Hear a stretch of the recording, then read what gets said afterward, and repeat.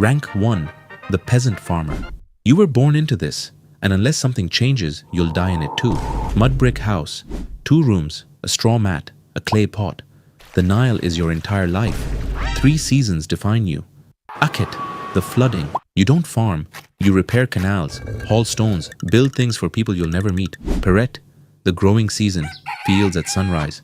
Wheat, barley, flax. Then Shemu, the harvest. Everything you worked for, gone in weeks. Then the tax collectors come. Roughly half your crops, gone. Miss a payment, and you're hauled to court.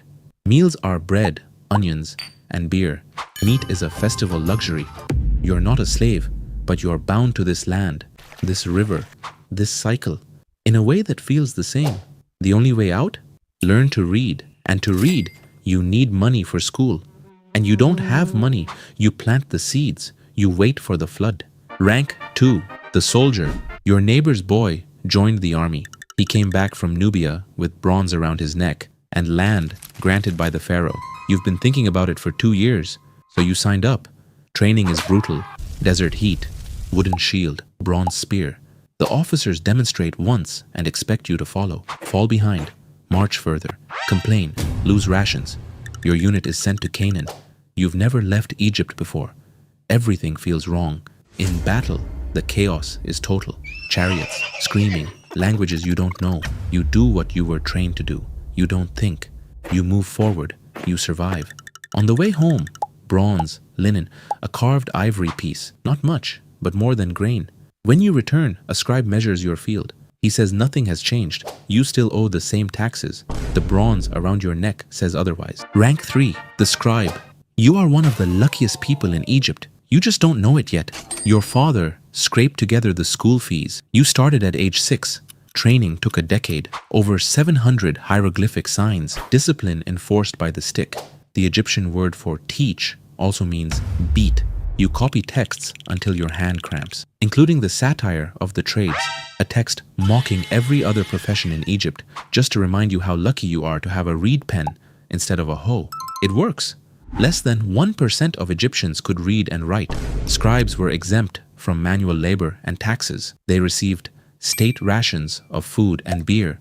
Many rose to become architects, governors, viziers. You're assigned to a regional granary, recording yields, calculating taxes, writing letters for people who can't write their own. One day, a farmer stands in front of you, completely helpless without your pen. That's when you understand what power actually feels like.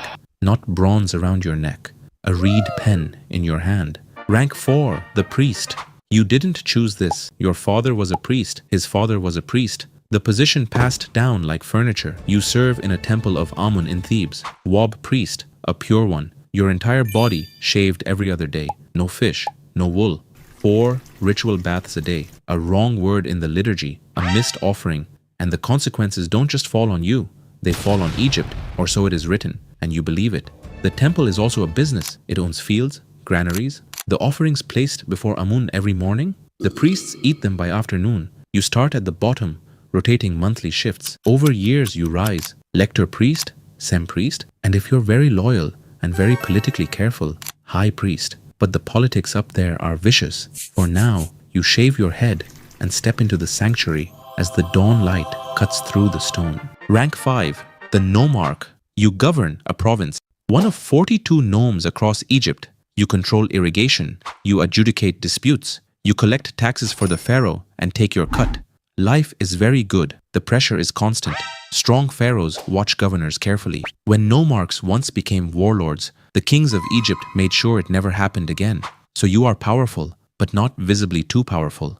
Rich, but not richer than the court tolerates. You show up when summoned. You do not speak your ambitions aloud. Your tomb is being carved in the cliffs outside the city right now. This is not vanity, it's theology. The images on the walls make the abundance real in the afterlife. You review this month's accounts. One district is short on grain. Crops failed. Family is starving. You reduce the assessment. Not out of mercy, though maybe a little. Mostly because dead farmers pay nothing. Rank 6. The general. 3 campaigns. Syria, Nubia, the Levant. You command divisions named after gods. The division of Amun, the division of Ra, the division of Ptah. Each one a weapon you aim and release. The wars you fight aren't political, they're cosmic. The pharaoh is Ra, the enemy is Apophis, the serpent of chaos. Every campaign repeats the ancient battle between order and chaos, all of it carved on temple walls 100 feet high. You believe this, but you also believe in logistics. Bread, water, bronze, sandals.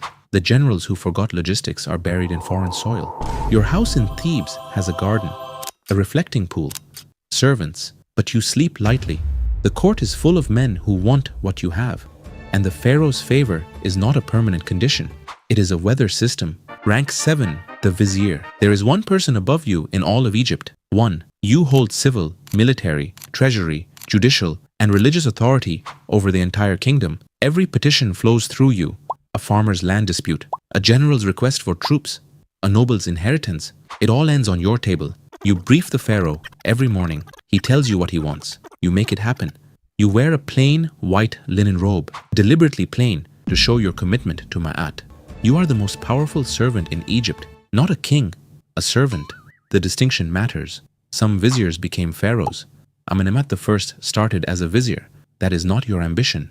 Your ambition is to be remembered the way Rekhmir was, for the fairness of your courts, the accuracy of your records. You are holding up an empire with your bare hands. Most days it works. And above all of them, one man who is no longer treated as human. Rank 8, the pharaoh. You are not a man, or rather, you are a man in the ways that matter. You eat, you age. Your knee has been aching since the Nubian campaign, but you are also Horus made flesh, son of Ra. When you die, you become Osiris, and your successor rises as the new Horus. Each morning begins with ritual purification. Priests cleanse you, dress you, and prepare you to stand between the gods and 3 million people. Then the day begins. War authorizations, land grants, tribute reviews, executions. Your tomb in the Valley of the Kings is nearly finished. Your mortuary temple on the West Bank is under construction. But the wall paintings leave something out. You haven't left the palace complex in 2 weeks. The priests say one thing, your generals say another. Your vizier's reports don't match what the informants are telling you. You rule an empire. And some mornings, in the silence before the rituals begin, you are not entirely sure which version of reality is true. The double crown was always heavy. Rank 9, the forgotten. History remembers the pharaohs. It carves their names in stone 100 feet high. It does not remember the woman who baked the bread that fed the workers, who dragged the stones that built Abu Simbel. It does not remember the boy conscripted at 15 who didn't come home. The system told everyone the hierarchy was divine. Your place, chosen by the gods. To accept your place was to align with the cosmic order, Ma'at. Most people accepted it because in Egypt, the system didn't just control your life, it explained the universe. Some didn't. Tomb robbing exploded when faith began to erode. When people stop believing the story, they take what they can. But for most of 3,000 years, the story held. The Nile flooded, the crops grew, the taxes were paid, the pharaoh performed the rituals, and somewhere along the river, a child is learning to hold a reed pen, dreaming of becoming a scribe, dreaming of something that lasts.